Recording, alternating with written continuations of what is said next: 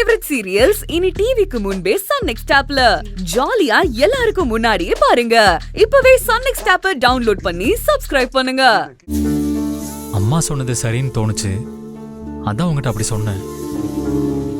நீயே யோசிச்சு பாரு, மாமா பண்ணதும் தப்பு தானே.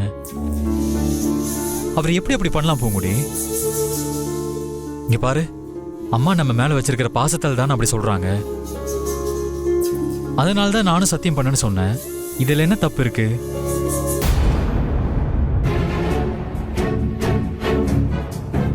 அம்மா கேட்கிற ஒவ்வொரு கேள்வியிலையும் நியாயம் இருக்குல்ல பூங்குடி.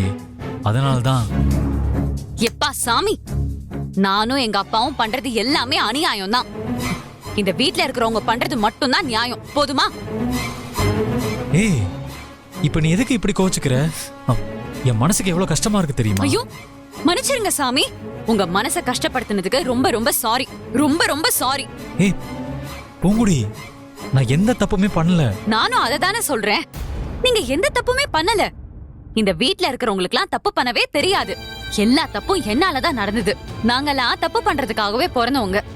அதனால தானே சரவணன் சொன்னா நான் சத்தியம் பண்றேன்னு நம்பி சொன்னேன். அது தப்பு தானே?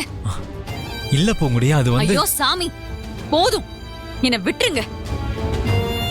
தப்பு பண்றவங்க கூட உங்களுக்கு எல்லாம் என்ன பேச்சு? நீங்க கிளம்புங்க. உண்மையாவும் நேர்மையாவும் மட்டுமே இருக்க உங்க குடும்பத்து ஆளுங்க கிட்ட மட்டும் பேசுங்க. இப்படி பேசினா என்ன அர்த்தம் பூங்குடி? அது கூட தப்புனா இனிமே அப்ப நான் வாயை திறந்து ஒரு வார்த்தை கூட பேச மாட்டேன். அப்படி ஏதாவது நான் பேசினா உங்க செருப்பை கழட்டி என்ன அடிங்க. ஏய் பூங்குடி, ஏன் என்ன புரிஞ்சுக்கவே மாட்டேங்கிற? அம்மா நம்ம நல்லதுக்கு தானே சொன்னாங்க. அவங்க சொன்னதே என் மனசுக்கு சரின்னு பட்டுச்சு, அதான் சத்தியம் பண்ணுன்னு சொன்னேன். அது தப்பா இருந்தா? ஐயோ,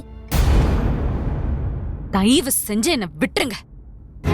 இனிமே இந்த வீட்ல நான் யார்கிட்டயும் ஒரு வார்த்தை கூட பேச மாட்டேன். என்ன விட்டு. பூங்குடி, நான் என்ன சொல்ல வரேன்னு. விட்டுறேன்னு சொன்னேன்.